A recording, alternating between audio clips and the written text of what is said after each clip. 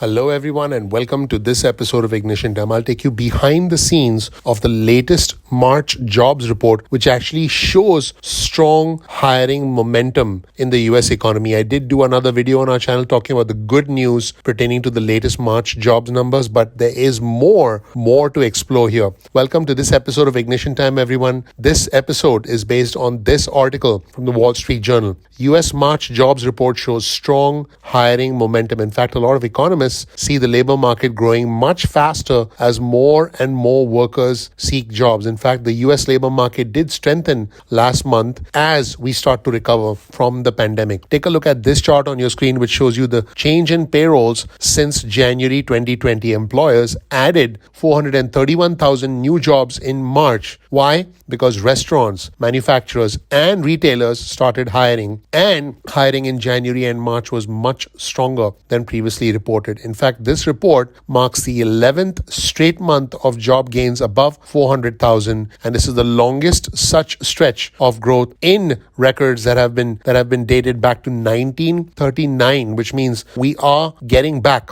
to life as we know it. The unemployment rate fell because it was 3.8% a month earlier. It's quickly approaching the February 2020 pre-pandemic rate of 3.5%, which, by the way, was a 50-year low. And low joblessness is helping boost wages, although inflation is definitely a problem. So here's something interesting. The pandemic was less likely to deter work searches in March than just a month earlier. In other words, people now are feeling comfortable about stepping out and working. Now, what's interesting is 1.2 million people could not look for a job in February as a direct result of the pandemic.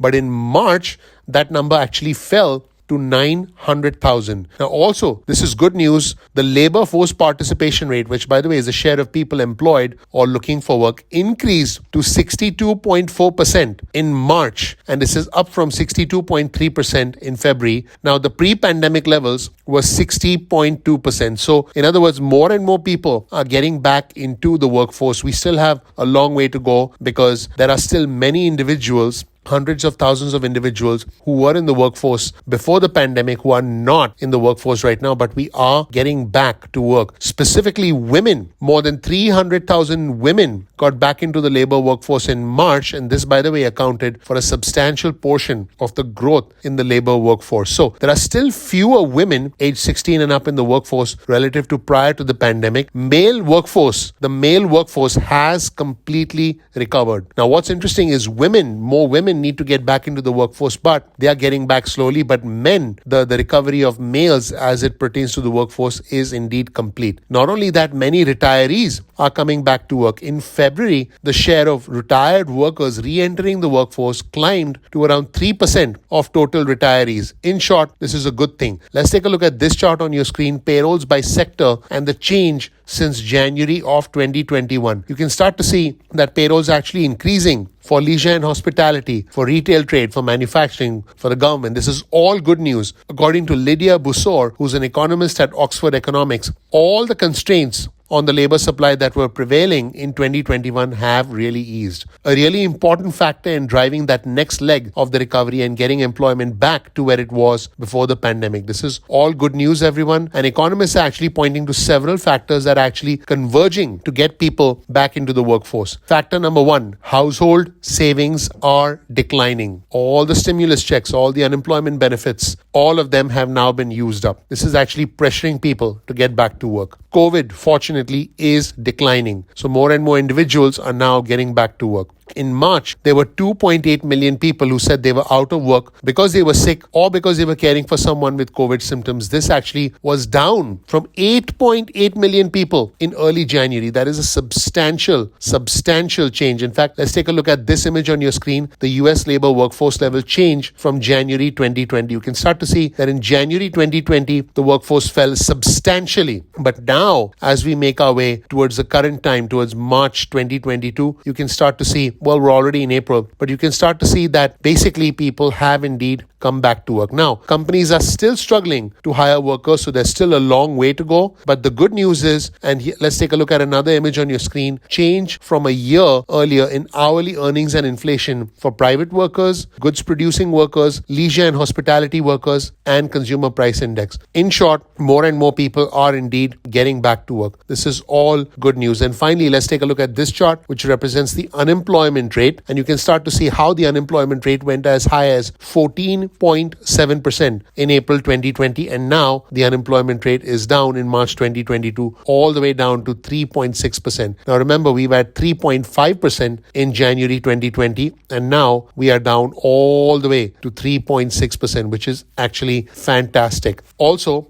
average hourly earnings grew 5.6% in March from a year earlier. And although wage growth remains elevated compared with before the pandemic, inflation is very high, and that really makes things difficult for many workers. Now, the good news is that the tight labor market is actually a boon for many Americans, including people who switch jobs and people who are out of work. Almost 1/3 of employees who switched jobs during the pandemic are earning 30% higher, 30% more than they did in the prior role, and many unemployed are quickly getting new jobs. This is all good news. So the fact is, more and more individuals are getting back to work. Individuals who switch jobs are getting pay increases, and America is getting back on track, and we are returning to pre-pandemic levels of unemployment. In short, the pandemic is behind us economically, but I can tell you that the emotional scars, the financial scars will remain, not to mention the loss of life. Almost 1 million Americans dead as a result of this pandemic. And if there's an empty chair at your dinner table, you know exactly what I'm talking about. I actually lost my mother a few months ago. It wasn't directly as a result of COVID, but it was indirectly as a result of COVID, because I think COVID forced her to become more and more sedentary, and I think that led to a decline in her health. And I think COVID has impacted us emotionally, mentally, forever. At least there is some good news. There's a light at the end of the tunnel right now. Thank you so much for watching. Please click the like button. Please click subscribe. Please enable notifications. My name is Dr. Nitin Chhoda with Ignition Time. This right here is a little bit of information about me. You'll learn more about who I am, what my journey has been like, and why you should listen to me. Take a moment to check out my video. You'll learn how I was able to overcome the cycle of poverty that you see on your screen right now. Thank you so much for watching. I appreciate you. I'm looking forward to seeing you in the next episode of Ignition Time. Take care. Bye.